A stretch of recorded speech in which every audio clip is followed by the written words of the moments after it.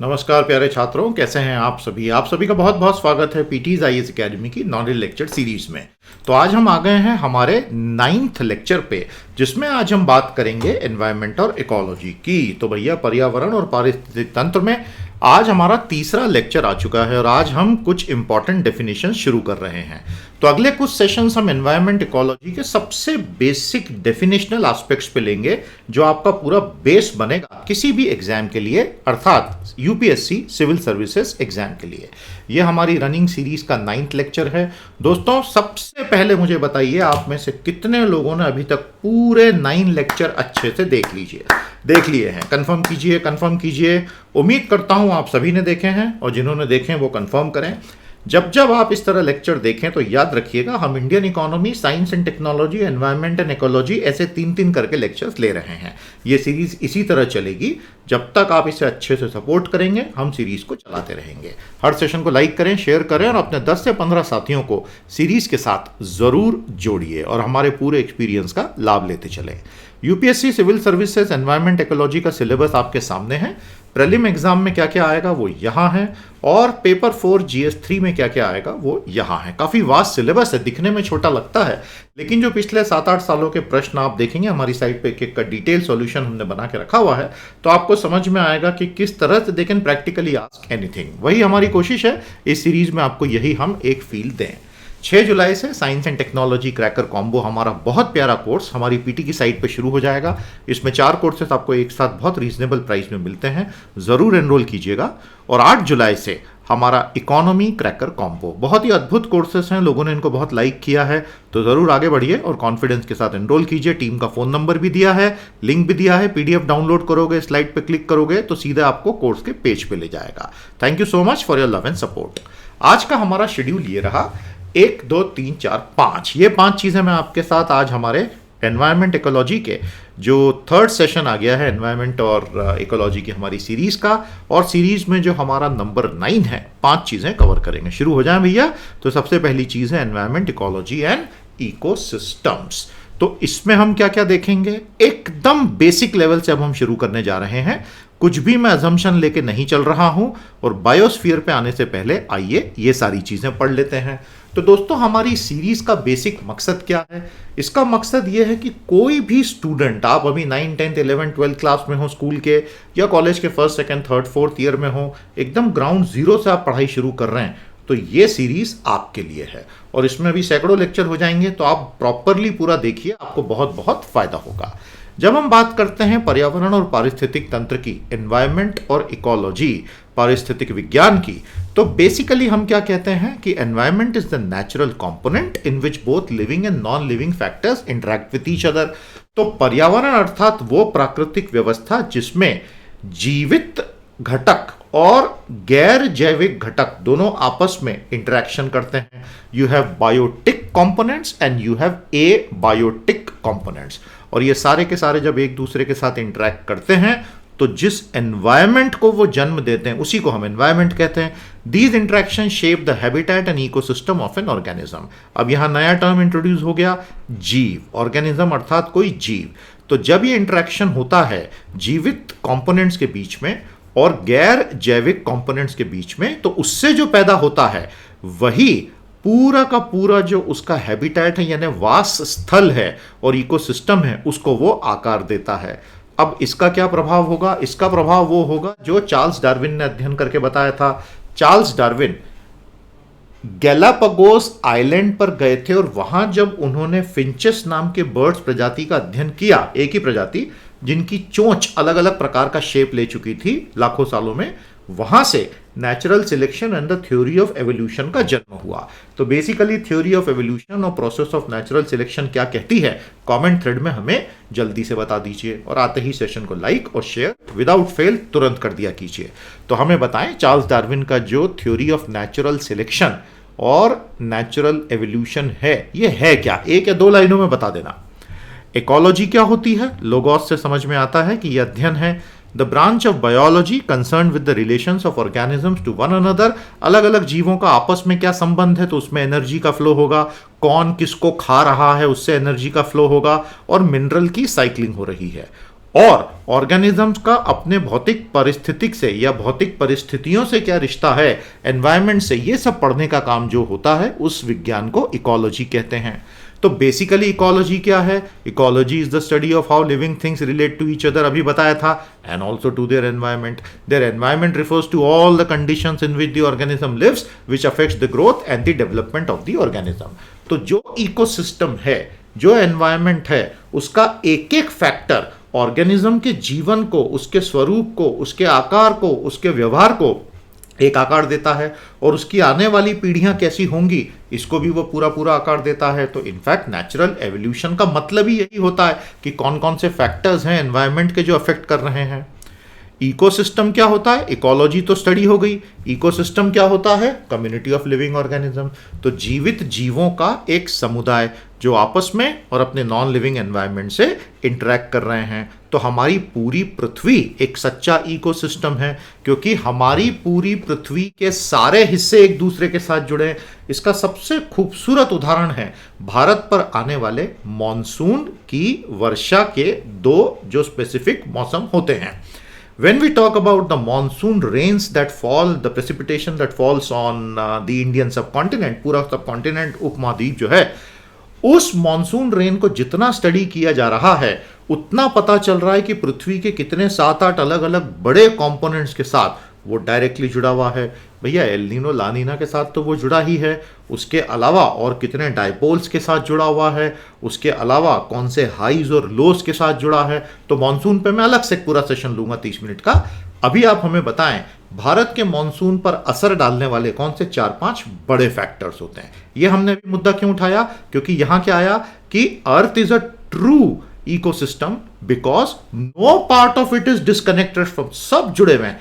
हमें आंखों से दिखेगा नहीं लेकिन जुड़े हुए हैं, इस बात की गारंटी है। मैंने आपको पहले सॉइल के बारे में बताया था, याद है? मैंने आपसे कहा था 1000-2000 साल लगते हैं टॉप सॉइल बनने में 1 इंच की। उसके अंदर करोड़ों ऑर्गेनिजम्स रहते हैं और वो सब हमारे साथ जुड़े हुए हैं। अब हमें तो दिखने से रहे वो ऑर्गेनिज्म, लेकिन विज्ञान को भी समझ में आ गया है कि हम उनका जितना नुकसान कर रहे हैं उतना ही हम हमारा नुकसान कर रहे हैं। तो everything is interconnected, this earth is a living organism. ये फंडा समझ में आया कि नहीं भैया आपको? तो ecosystem is equal to communities plus environment. तो जो पारिस्थितिक तंत्र हम बोलते हैं ना, उसका मतलब है वहां रहने वाले सभी जीवों के समुदाय और जो पूरा पर्यावरण उन्हें दिया गया। और इकोसिस्टम को स्टडी करने के लिए उनको हैबिटेट्स में तोड़ तोड़ के स्टडी किया जाता है। तो इस तरह से हम देखते हैं कि पृथ्वी पर सारी ऊर्जा सूर्य से आती है, और जब पृथ्वी बनी तब उसके कोर में जो एनर्जी थी उससे टेक्टोनिक मोशन आज तक चल रहा है, जो ऊर्जा का दूसरा बहुत बड़ा स्रोत है। तो ऊर्जा का जो स्रोत आया सबसे पहले वो उत्पादकों के पास गया, ऑटोट्रॉफ जो खुद बनाते हैं। उसके बाद वो हर्बीवोर्स पे गया जो प्राथमिक उपभोक्ता हैं। उसके बाद वो सेकेंडरी कंज्यूमर्स पे गया जिसमें कार्निवोर्स हैं, सेकेंडरी कार्निवोर्स हैं, टर्शरी कार्निवोर्स हैं, और ये सब मिलके जो अपशिष्ट पैदा करेंगे, डीके प्रोडक्ट्स एंड एक्सक्रीशन, वो सब घूम घूम के सॉइल में घूमेगा। तो फ्लो ऑफ मटेरियल आपको लाल कलर में दिख रहा है, फ्लो ऑफ एनर्जी आपको ब्लू कलर में दिख रहा है। तो इस तरह से जो एरोस के कलर हैं उसकी बात कर रहा हूं। तो ये रिलेशनशिप है between different organisms in any ecosystem. ये अभी हम आज तो पहले ही लेक्चर है डेफिनेशंस का, इस एक एक चीज में हम गहराई में उतरेंगे, लेकिन अभी फर्स्ट लेवल पे तो देख लें। अभी तक का सब समझ में आया कि नहीं? एक बार जोर से बोल दो, करके दिखाएंगे। संदीप सर जिंदाबाद, कंपलसरी है भैया, एग्जाम में ज्यादा मार्क्स मिलते हैं। Biotic components and abiotic component. अब जो उसके जैविक कॉम्पोनेंट्स हैं उसमें सभी चीजें जो जिंदा हैं और उनके प्रोडक्ट। तो अब यहां एक बहुत अच्छा सवाल आता है, what do we mean by a living organism? अगर मैं आपसे पूछूं कि this is a living organism, तो लिविंग ऑर्गेनिज्म होता क्या है? इसकी परिभाषा कौन देगा? What is life? जीवन क्या है? अब ये मत बोलना कि जीवन चलने का नाम, चलते रहो सुबह हो शाम, मतलब वो बॉलीवुड स्टाइल में मत बताना यार, यहाँ फिलोसॉफी का टाइम नहीं है, ये तो हमारी एनवायरनमेंट की क्लास चल रही है। वैसे जीवन ये कॉन्सेप्ट नहीं होता तो बॉलीवुड के 20-30% गाने बन ही नहीं पाते भाई साहब। इतने खूबसूरत गाने जीवन पे बने हैं, जीवन से भरी तेरी आंखें, क्या खूबसूरत गाना है। बायोटिक कंपोनेंट, चलो बेटा वो सब रोमांस की बातें छोड़ो, पढ़ाई लिखाई पे ध्यान दो।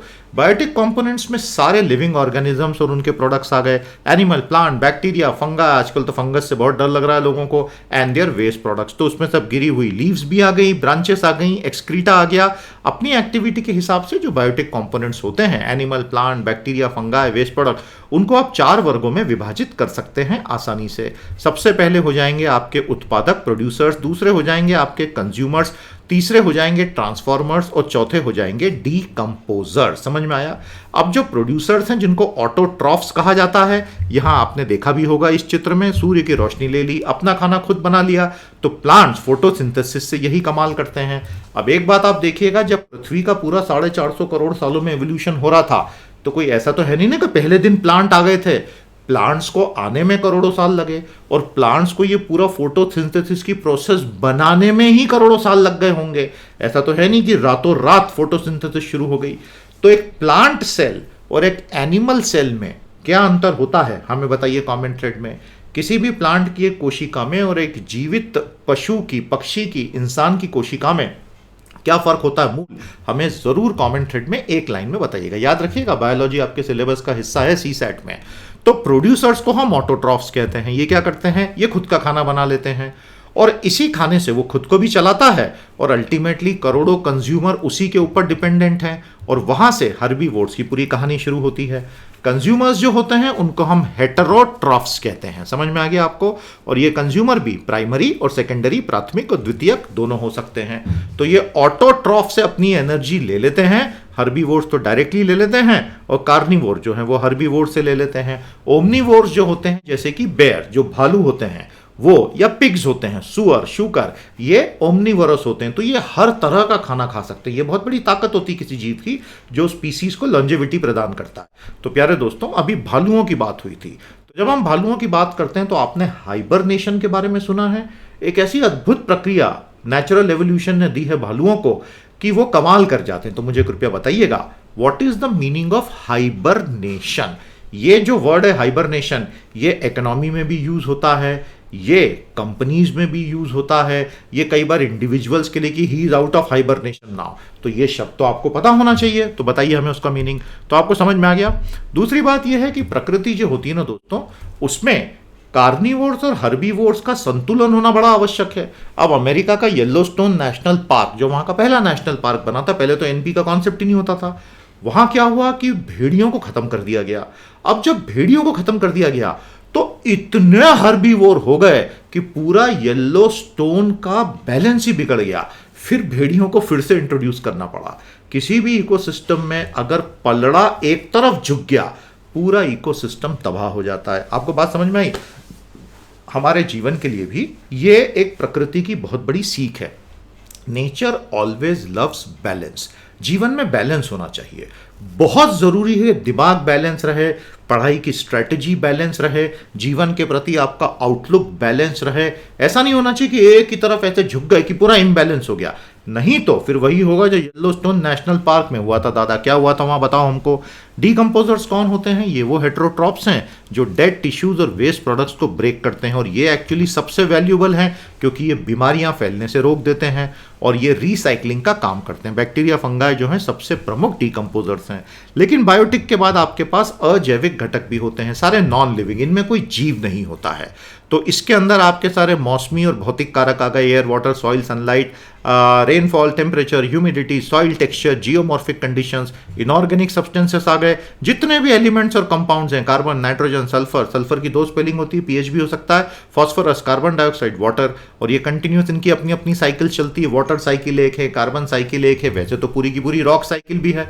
आपको पता है ना, इनके चक्र चलते हैं, जलीय चक्र होता है, कार्बन चक्र होता है, चट्टान चक्र भी होता है। तो किस प्रकार से 3 तरह की चट्टानें आपस में एक्सचेंज होती रहती हैं, उसको कहते हैं रॉक साइकिल।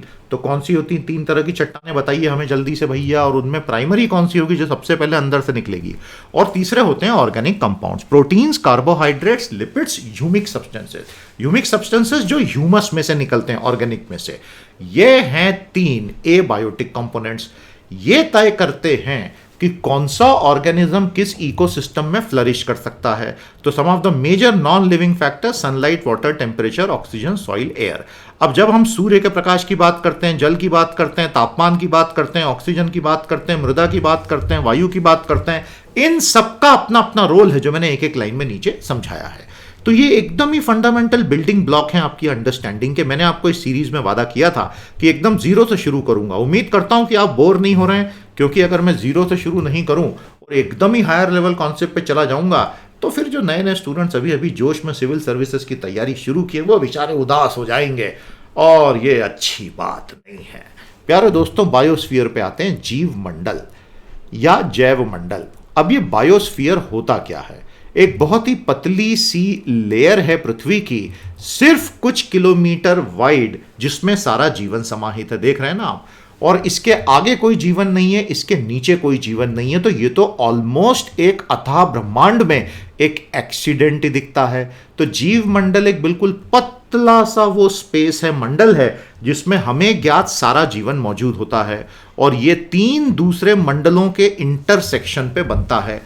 बायोस्फीयर का मतलब होता है पृथ्वी का वो हिस्सा जहां जीवन मौजूद है। इसमें लैंड भी है, ओशन भी है, एटमॉस्फेयर भी, लेकिन है बहुत कम। समझ में आया? It is the global ecosystem. तो बायोस्फीयर को ही आप दूसरा नाम क्या देंगे दोस्तों? जल्दी से बताओ। Global ecosystem. तो आज आपके पास पृथ्वी पे हो गया एटमॉस्फेयर यानी वायुमंडल, दूसरा हो गया लिथोस्फीयर। तो जितना चट्टानी व्यवस्था है और आपका बेसिक पूरा क्रस्ट है वो लिथोस्फीयर हो गया। तीसरा हो गया जलमंडल, हाइड्रोस्फीयर, और ये तीनों का मेल बनाता है बायोस्फीयर। और ये पूरी तरह से लिविंग है, इसका दिल धड़कता है और उसमें कंटिन्यूस एक्सचेंज चल रहा है।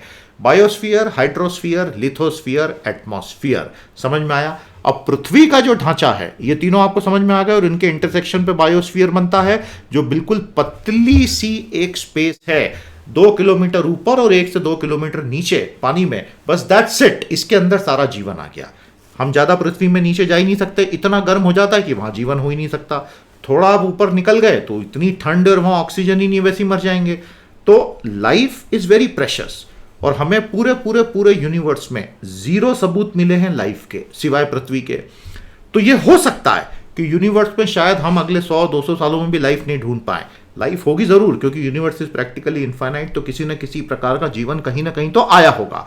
क्या लगता है आपको, किसी दूसरी जगह पे, प्लैनेट में, गैलेक्सी में, स्टार में किस तरह का जीवन हो सकता है? हमारे जैसा होगा इसकी संभावना लगभग 0 है, क्योंकि the series of accidents which have led to today would not be the same on any other planet, that is for sure। तो वहां का जीवन का स्वरूप मूलतः भिन्न होगा, इस बात की गारंटी तो मैं आपको दे रहा हूं। लेकिन फिर भी थोड़ा अगर आप गेस वर्क करें कि भैया दूसरे प्लैनेट्स पे, मून्स पे, स्टार पे तो जीवन हो नहीं सकता, लेकिन फिर भी उसके सोलर सिस्टम में, स्टार सिस्टम में किस तरह का जीवन होगा, बताइएगा।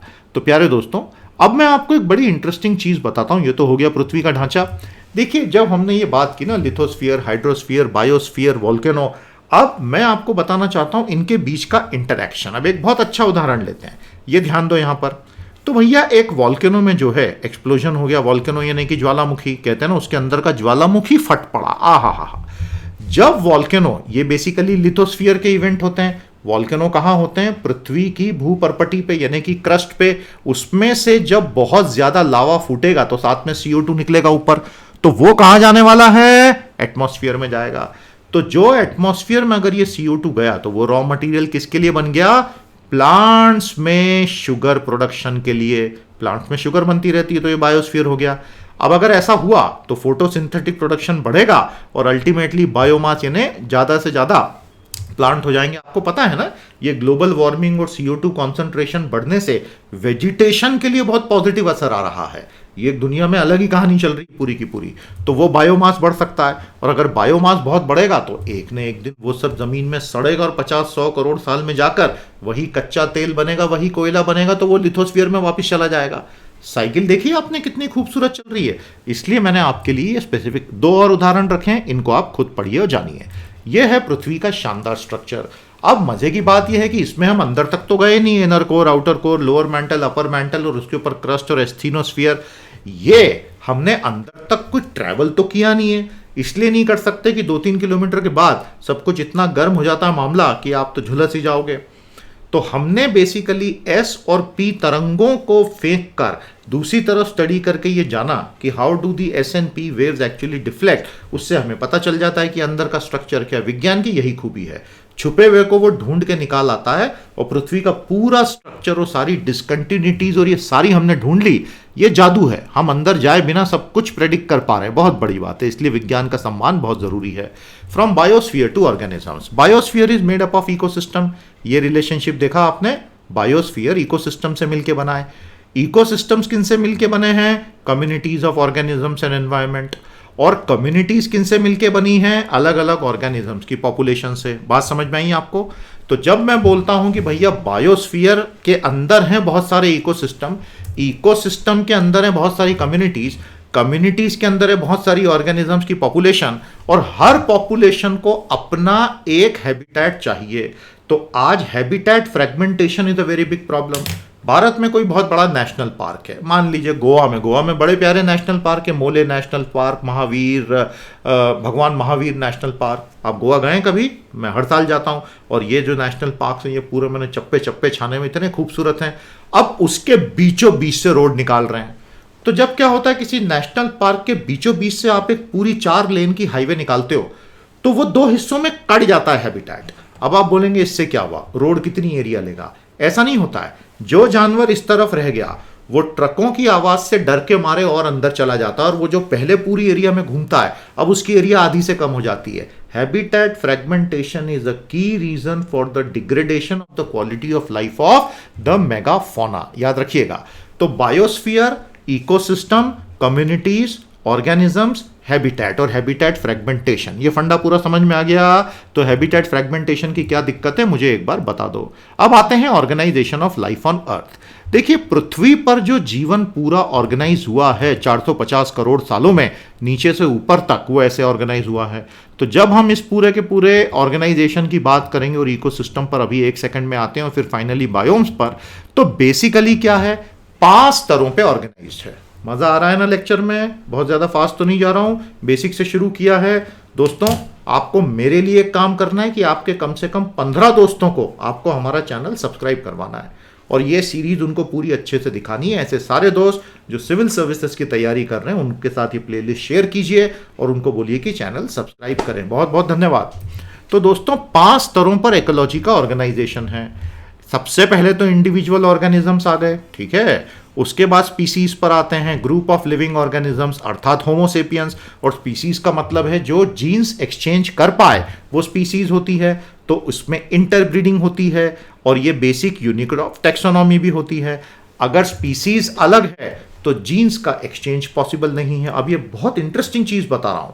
आपको पता है कि हमारा एक कजिन था होमोसेपियंस का, निएंडरथाल, होमो निएंडरथलेंसिस, मालूम है ना?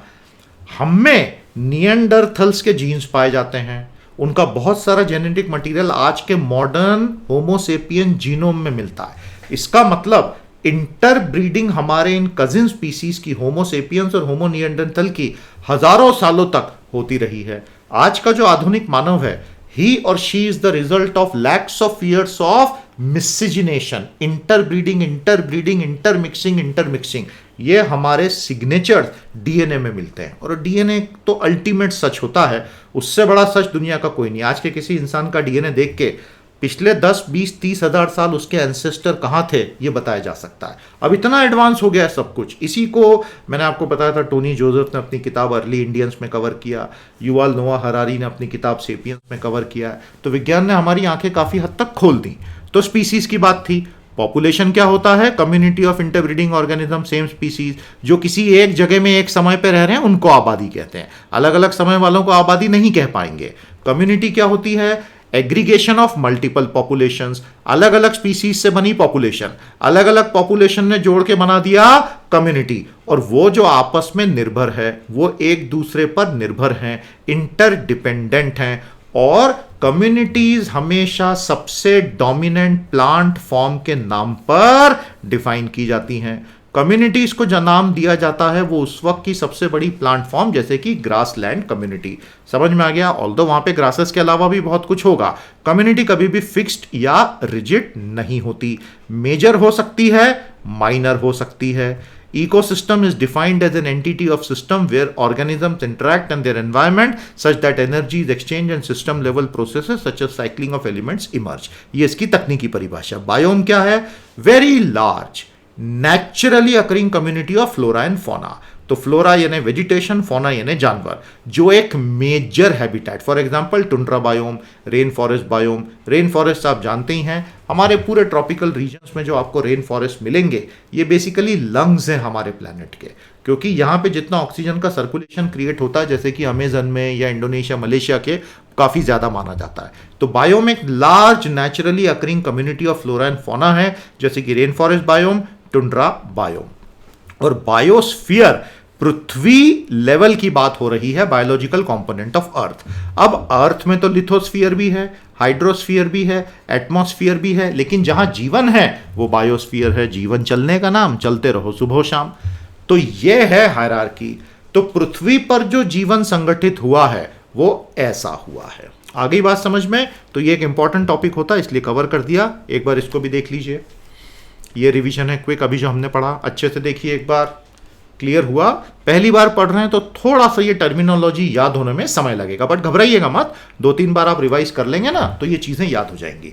हमारे सारे सेशंस के पीडीएफ आपको कमेंट थ्रेड में मिल जाते हैं, वहां से डाउनलोड कर लो। कितने लोगों ने अभी तक के पूरे 9 पीडीएफ डाउनलोड कर लिए भैया? कंफर्म करो। सिर्फ डाउनलोड नहीं करना है, अच्छे से पढ़ना भी है और दूसरों को पढ़ाना भी है। तो अब जैसे टिपिकल फिश हैबिटेट लें, यहाँ आखिरी चीज हमने हैबिटेट की बात की थी, याद आया? It is the place where an organism lives and to which it is totally adapted. Adapted का मतलब होता है अनुकूलित होना, अनुकूलित या एडेप्ट होना। एडॉप्ट अलग वर्ड होता है, एडॉप्ट यानी किसी को गोद लेना, अडेप्ट यानी अपने आप को एडजस्ट करना, अडेप्टेशन। समझ में आया आपको? एडेप्टेशन का मतलब होता है कोई ऑर्गेनिज्म अपने पारिस्थितिक तंत्र के साथ खुद को ढाल लेता है और ऐसे लोग फिट हो जाते हैं। सर्वाइवल ऑफ द फिटेस्ट का मतलब है one that has been able to adapt the maximum to the environment, that is adaptation and survival of the fittest. याद रखिएगा, survival of the fittest. Fish habitat, अब typical fish habitat की बात करें तो ओशन में अगर आप झांक के देखेंगे तो नीचे से ऊपर किस तरह से एक हायरार्की चल रही है वो आपको पता चलेगी। गजब होते हैं ओशंस भी, पृथ्वी का इतना बड़ा भाग ओशंस में, they are teeming with life which sadly humans are destroying slowly but steadily. Ecosystem is the functional unit of mother nature. तो दोस्तों, इससे पहले कि मैं आपके साथ अलग अलग इकोसिस्टम देखूं और फिर फाइनली ये दिखाकर आपको क्वेश्चंस पे लेके जाऊं, इकोसिस्टम की कुछ बहुत अच्छे पॉइंट देख लेते हैं और प्रकार देख लेते हैं। तो जब हम पारिस्थितिक तंत्र की बात करते हैं, इकोसिस्टम की, क्या होता है? हमारी पूरी प्रकृति की जो कार्यशील इकाई है, फंक्शनल यूनिट। तो mother nature is made up of ecosystem 1, ecosystem 2, ecosystem 3, ecosystem 4। समझ में आ गया? उन सबका जोड़ मदर नेचर है। तो ecosystem is the functional unit of mother nature in which living organisms interact among themselves and also with surrounding physical environment. ये definition हमने आज के लेक्चर में इसके पहले 2 बार देख ली थी, लेकिन अब और सही समय इसको सही ढंग से देने का।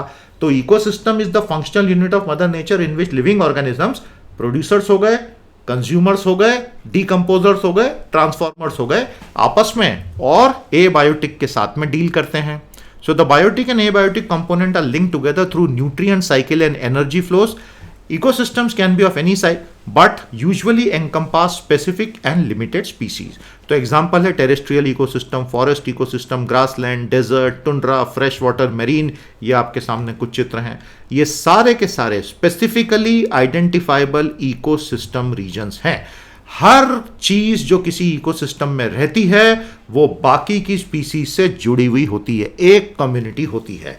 इसीलिए तो डोमिनो इफेक्ट क्रिएट होता है। अगर आपने एक भी स्पीसीज को खत्म किया, आपको यह पता ही नहीं है कि विजिबल लिंकेजेस और इनविजिबल लिंकेजेस उस एक स्पीसीज की भगवान जाने किसके साथ कहां थी, तो आप ये तय तो कर सकते हैं। जैसे जीन ड्राइव नाम की नई टेक्नोलॉजी आई है, खतरनाक टेक्नोलॉजी है।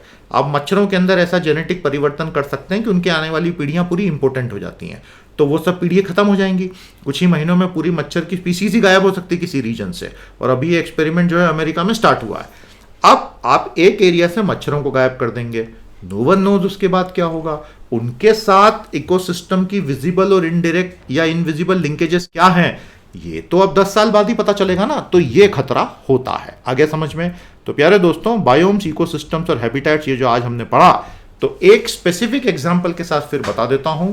बायोम का मतलब है पृथ्वी का वो क्षेत्र जो resident life, environment, climate, temperature, precipitation, इन सब से तय होता है। जैसे आप टाइगा फॉरेस्ट देख रहे हैं, पृथ्वी का सबसे बड़ा स्थलीय बायोम टाइगा या बोरियल फॉरेस्ट, ये पृथ्वी का एरिया वाइज सबसे बड़ा है। और ये आप देख रहे हैं नदर्न जोन में आपको दिख रहा है। इसका एक स्पेसिफिक हिस्सा लेंगे तो वो इकोसिस्टम हो जाएगा, और उसका एक स्पेसिफिक हिस्सा लेंगे तो वो हैबिटेट हो जाएगा। तो ये है taiga biome. Then this is a certain ecosystem out of it, and then this is a certain habitat within that ecosystem. Clear हो गया? लेकिन इंसानों ने अपना आर्टिफिशियल इकोसिस्टम बना लिया। अब आप देख रहे हैं किसी कंपनी के भीतर एक एंटरप्राइज इकोसिस्टम होता है, वो कंपनी अपने वेंडर्स के साथ कनेक्ट होती है तो वैल्यू चेन इकोसिस्टम बनाती है। उसके बाहर दूसरी कंपनीज हैं तो क्रॉस इंडस्ट्री इकोसिस्टम बनता है, और उसके आगे जाएंगे तो क्रॉस सेक्टर इकोसिस्टम बनेगा। तो इकोसिस्टम शब्द सिर्फ प्रकृति के लिए नहीं है, ये इंसानों की बनाई आर्टिफिशियल सिस्टम्स पे भी लागू होता है। तो सिर्फ ऐसा नहीं है कि 450 करोड़ साल में मदर नेचर ने जो बनाया वही इकोसिस्टम है, इंसान भी अपने अपने इकोसिस्टम बनाते हैं। और ये टर्म एक्चुअली इतना ज्यादा यूज और अब्यूज होता है कि कई बार सुन के चिढ़ आने लगती है ह्यूमन कंटेक्स्ट में इकोसिस्टम, लेकिन अब है तो है।